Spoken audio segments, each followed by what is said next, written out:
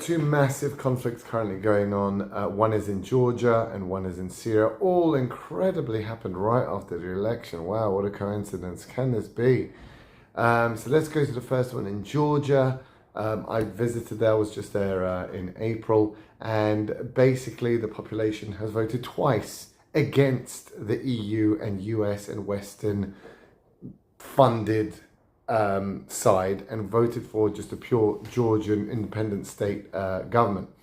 Now, obviously the West can't take that, and so they've funded agitators, well paid, well masked, like Antifa, well masked, got the gas mask, got the fireworks shooter that you can't buy anywhere, but amazingly enough, they have loads of them, got the Molotov cocktails, got all that stuff, and they're fighting the police. Let's have a look over here.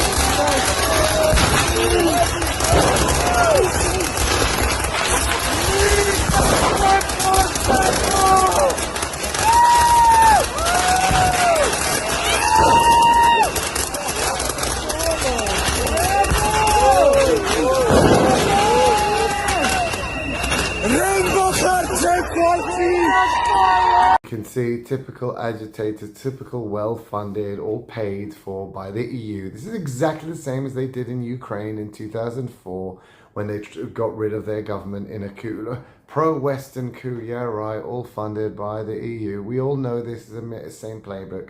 They want to take over another country.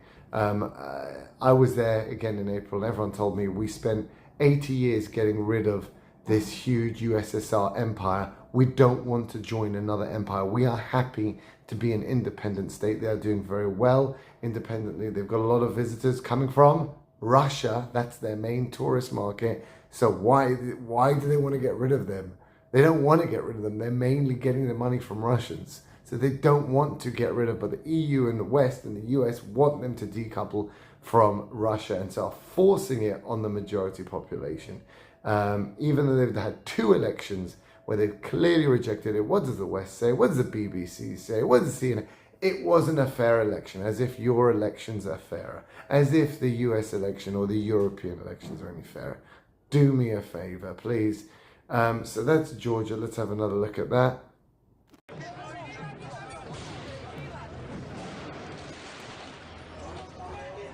ეს ავტომობილს ეს არის ყველა კიდევ ერთხელ გავიმეორებ, ვინც ადგილზე იმყოფებოდა, გვიყვება რომ შეუძლებელი იყოს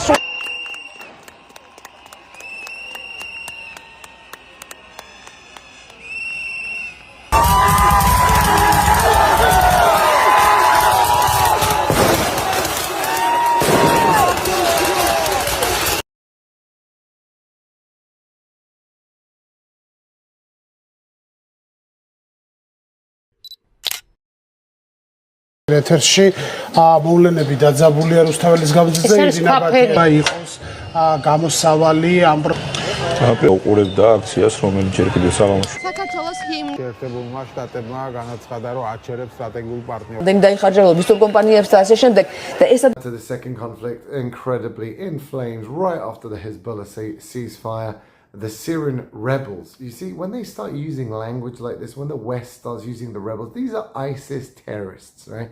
Let's have a look at them, how they deal with their friendly Kurdish, who they're also fighting against the Syrian National Army with, what they think of the Kurds. يلا حرك حرك الله اكبر يا اسد الله اكبر الله اكبر لعزة لله زلي يا خنزير انت ايش جايبك على الجبهه انت مرة الله اكبر هاي الكلاب نسوان الله اكبر الله اكبر حطوا حتى من جوا الله اكبر الله اكبر لعزة لله يا الله لا لا لا ايه Really, they don't think too much of those Kurds, and the reason is They're basically ISIS, and essentially they're Turkish. They're Turkish funded, NATO, US funded. You can go through the same thing. It's US, NATO, Turkey funded. Turks hate the Kurds, and so those people you just saw will be killed because there's nothing the Turks are. NATO allies, they hate them, and will be wiped out. Now what's going on is obviously these rebels, basically ISIS, remember ISIS was Turkish funded. They got a lot of oil rigs, oil, what do you call it? Not oil factories, what do they call it? All places for oil, and they basically sold it through Turkey. That's how they made their money, ISIS. And the same thing over here as well, all funded by Turkey, and fundamentalist Muslims, and they're going to try and take over Syria. Now, the reason this is happening is that the US wants to decouple Syria as essentially an Iranian and Russian puppet state. Again, as you see, America meddling in because they want to break the Russian hegemony, and this is one of their client states, so they're trying to get involved there using barbaric Islamic terrorists. Same the US did with the Mujahideen in Afghanistan. That's what they always use, right? It's their way. They're best mates with them.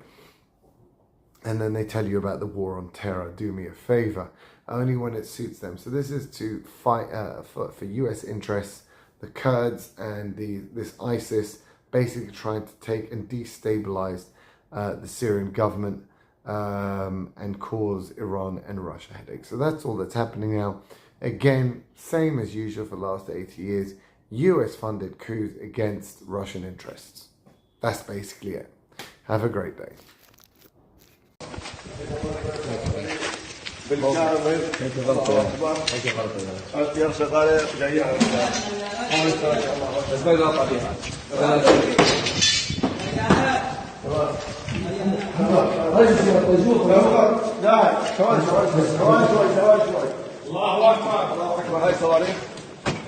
جاهز كله جاهز الله اكبر اول مشتركه صندوق